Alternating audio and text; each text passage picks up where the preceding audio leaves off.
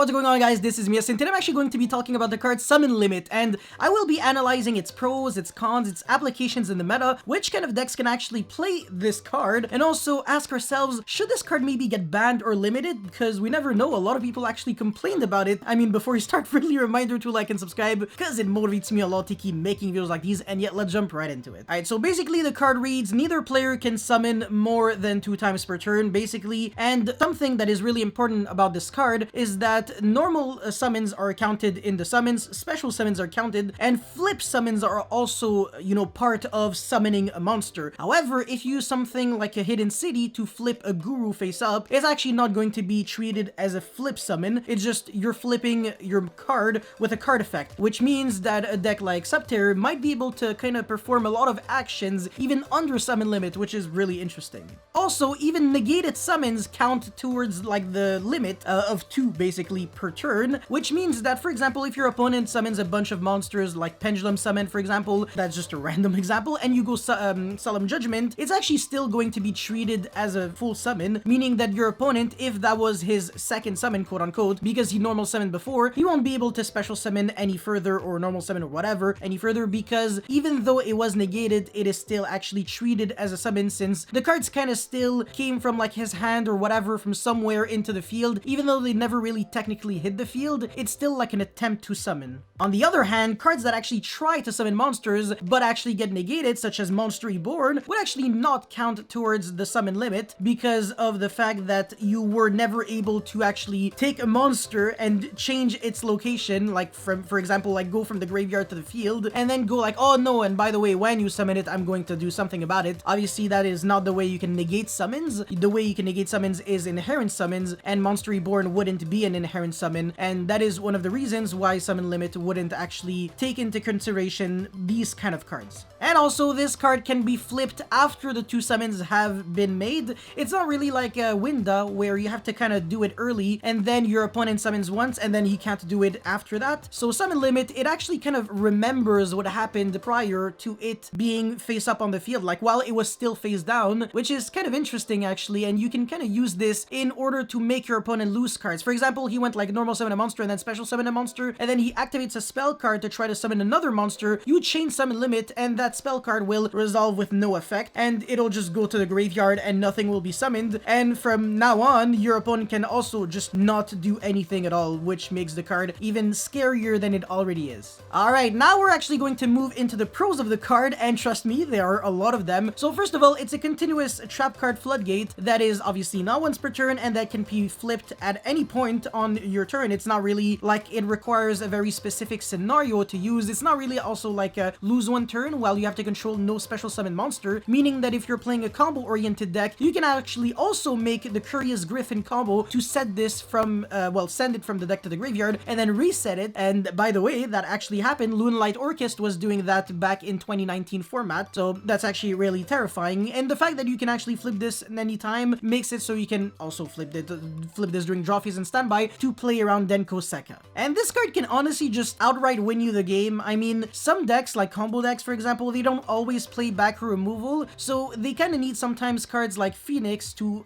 clear back rows, because their actual engine doesn't really do that. It's just proactive cards so you can kind of combo off and then do your own thing, but obviously Summon Limit just says no to everything and kind of forces the opponent to play slower, but their deck is kind of built in order to play really fast. So if you can make their gameplay much slower and adapt them to you, well, you're playing the control deck and you can kind of afford to play slower because you're playing a lot of trap cards, a lot of cards that actually just keep stopping your opponent from doing anything, while you're also amassing card advantage with your engine. For example, Guru, where your one Guru can just always flip itself face down, flip face up, search a card every single turn. Also Book of Moon cards during either player's turn. So you're going to be interrupting your opponent a lot, and your opponent won't be able to do too much. And also for the Phoenix example, let's just say that your opponent actually summoned twice and you have Summon Limit. Phoenix is a link 3, sorry, a link 2. So in other words, you need 2 monsters in order to make it, and obviously that would be summon number 3 with Phoenix, meaning that it is just not really a good way to actually beat the Summon Limit. And if your opponent just passes on 2 monsters, well, with your deck you should be able to have no problem jumping over these 2 monsters, and then next turn your opponent is kind of back to square one, where he has to set 2 monsters, well, summon 2 monsters, and then try to hope he can finally make a Phoenix next turn. But obviously, as long as you have ways to just beat everything your opponent does every single turn, well, it's going to be super easy for you.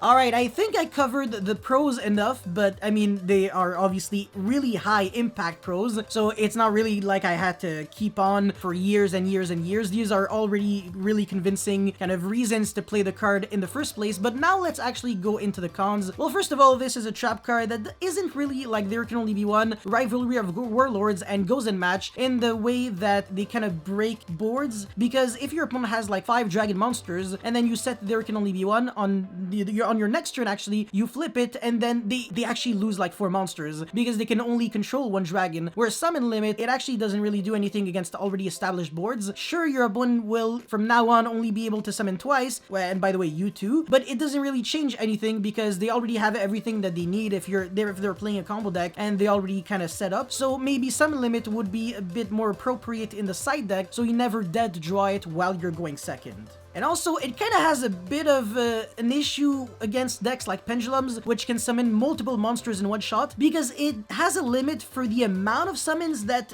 both players can conduct, but not necessarily for the amount of monsters that can be summoned. Meaning that if you Pendulum summon, you can actually summon 5 times in one shot, and Summon Limit just only treats it as 1 summon. Yeah, sure, it was 5 monsters summoned, but it was in only one single window. So obviously, Strike would be really good in this situation, because your opponent would lose 5 monsters in one shot, but Summon Limit a bit less, you're playing too passively, so again, a deck like Pendulums just wouldn't really be scared of that. If you're playing against something like Dragon Link, you really don't have to be afraid, because obviously all the summons that they do are kind of like in sequence, 1 summon, 2 summon, 3 summons, etc. Not really like Pendulums, you know, that's just one deck, so you won't have to worry about that too much. And obviously, it doesn't have a lot of utility against control decks, like if you played against like Altergeist, Guru, Eldritch, or whatever, it's not doing anything, because they can easily play with only 2 summons, and as a matter of fact, they are playing probably Summon Limit themselves, so if you're drawing a card like Summon Limit against a deck that can even play Summon Limit that doesn't lose to it, it's just going to be 1 less card that you play with, meaning that, again, is Summon Limit really worth playing in the main deck if it's